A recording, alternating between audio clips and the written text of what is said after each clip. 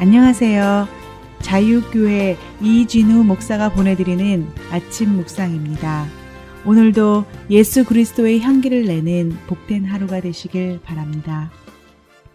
2월 19일 금요일 아침 묵상입니다. 오늘은 성령의 선물을 받으리니 라는 제목으로 사도행전 2장 37절로 41절 말씀 묵상합니다. 그들이 이 말을 듣고 마음에 찔려 베드로와 다른 사도들에게 물어 이르되 형제들아 우리가 어찌할꼬 하거늘 베드로가 이르되 너희가 회개하여 각각 예수 그리스도의 이름으로 세례를 받고 제사함을 받으라.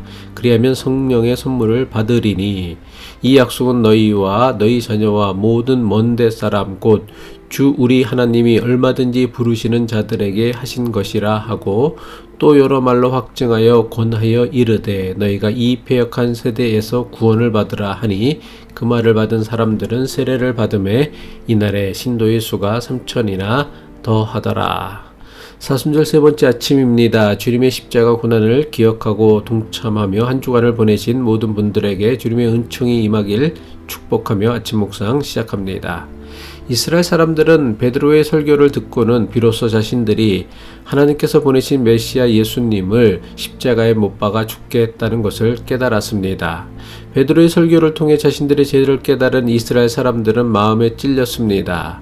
하나님의 말씀에는 우리의 죄와 탐욕을 깨닫게 하는 능력이 있습니다. 그래서 하나님 말씀을 들을 때에는 반드시 마음에 찔림이 일어나게 됩니다. 물론 마음에 아무런 죄나 탐욕이 없는 사람에게는 이런 일이 일어나지 않을 것입니다. 하지만 과연 마음에 아무런 죄나 탐욕도 없는 온전한 사람이 있을까요? 따라서 하나님의 말씀을 들을 때 마음의 찔림을 불편해하거나 힘들어하지 마시기 바랍니다. 이것은 하나님의 말씀이 선포될 때면 누구에게나 반드시 나타나는 당연한 현상입니다. 오히려 하나님 말씀을 들으면서도 마음에 아무런 찔림이 없는 것이 훨씬 더 심각한 문제입니다. 하나님 말씀을 들을 때 마음에 찔리는 것은 하나님께서 우리 마음에 심어두신 양심이 여전히 살아있다는 가장 강력한 증거입니다. 마음에 찔려 어떻게 해야 할지를 묻는 이스라엘 사람들에게 베드로는 회개하고 제사함을 얻기 위해 예수 그리스도의 이름으로 세례를 받으라고 권면했습니다. 베드로는 이스라엘 사람들에게 회개하고 예수 그리스도의 이름으로 세례를 받아 제사함을 얻으면 성령을 선물로 받는다고 했습니다. 성령의 선물을 받는다는 것이 무엇을 뜻하는 말씀입니까?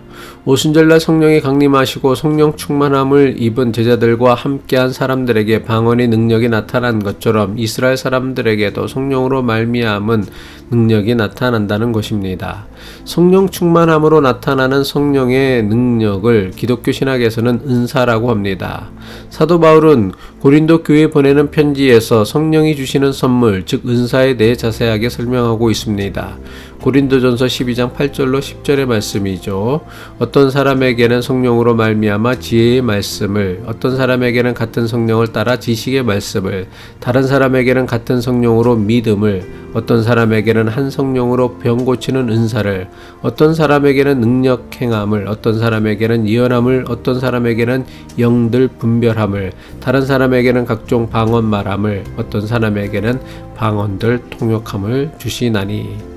성령이 주시는 선물, 즉 은사에 대해서 반드시 주목해야 할 것은 성령께서 각 사람에게 서로 다른 은사를 주신다는 것입니다. 그럼 같은 성령께서 사람마다 서로 다른 은사를 주시는 이유는 무엇입니까? 사도 바울은 이것에 대해 사람마다 서로 다른 은사를 가지고 서로를 섬겨 서로를 유익하게 하기 위함이라고 가르쳤습니다.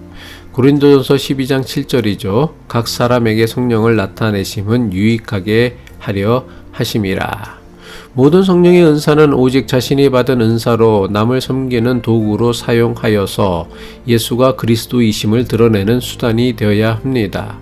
그래서 성령의 충만하심으로 예수 그리스도를 닮아가는 성숙한 믿음의 사람이 되는 것이 성령을 선물로 주시는 유일한 이유입니다. 하지만 일부 목사나 교인 중에는 성령이 주시는 은사를 자신의 이름을 드러내거나 자신의 능력을 자랑하는데 사사로이 사용합니다. 교회에서 유행하고 있는 각종 은사 집회는 성령의 은사를 개인의 자랑과 인기 그리고 탐욕을 이해 사사로이 이용하는 가장 대표적인 경우라 할 수 있습니다. 누가 성령의 선물인 은사를 받을 수 있습니까? 이것에 대해 베드로는 이렇게 설명했습니다. 회개하고 예수 그리스도의 이름으로 세례를 받아 제사함을 받은 사람이라면 누구라도 성령의 선물을 받는다고 했습니다. 예수님의 제자들만 성령의 선물을 받는 것이 아닙니다. 회개하고 제사함을 받은 이스라엘 사람이라면 누구라도 성령의 선물을 받을 수 있습니다. 더 나아가 성령의 선물은 하나님께 선택받았다는 이스라엘 사람들에게만 제한되는 것이 아니라 이방인들도 제한 없이 누구나 받을 수 있습니다. 사도행전 2장 39절이죠. 이 약속은 너희와 너희의 자녀와 모든 먼데 사람 곧 주 우리 하나님이 얼마든지 부르시는 자들에게 하신 것이라 하고, 여기서 약속은 회개하고 예수 그리스도의 이름으로 세례를 받아 제사함을 얻는 자들에게는 성령의 선물을 주신다는 것입니다. 너희와 너희 자녀는 베드로의 설교를 듣고 마음에 찔렸던 이스라엘 사람들과 그의 가족 친지 모두를 뜻하는 것입니다.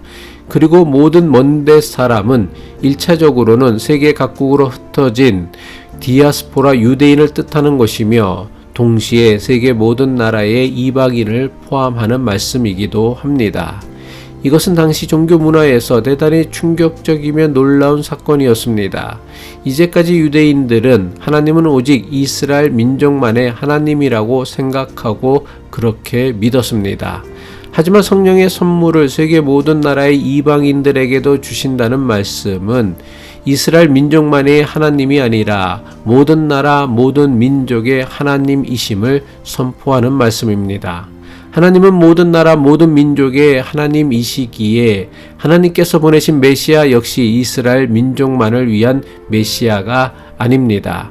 하나님께서 보내신 메시아는 모든 나라 모든 민족을 구원하기 위해 보내신 메시아 그리스도인 것입니다. 마찬가지로 하나님께서 보내신 하나님의 영이신 성령 또한 이스라엘 민족만의 성령이 아니라 모든 나라 모든 민족의 성령님이신 것입니다. 이처럼 오순절 성령 강림 사건이야말로 유대교 신앙에서 기독교 신앙으로의 혁명적인 변화를 이루게 된 가장 결정적인 사건입니다. 마음에 찔린 이스라엘 사람들을 향한 베드로의 설교로 인해 세례를 받고 기독교 신앙의 세계로 들어서게 된 사람이 무려 3,000명에 이르렀다고 했습니다. 사도행전 2장 41절의 말씀이죠. 그 말을 받은 사람들은 세례를 받음에 이날에 신도의 수가 3,000이나 더하더라. 이 사건에서 우리가 주목해야 할 가장 중요한 사실은 성령으로 인해 예수 그리스도의 복음이 유대인들만을 위한 복음이 아니라 모든 나라 모든 민족을 위한 복음이 되었다는 것입니다.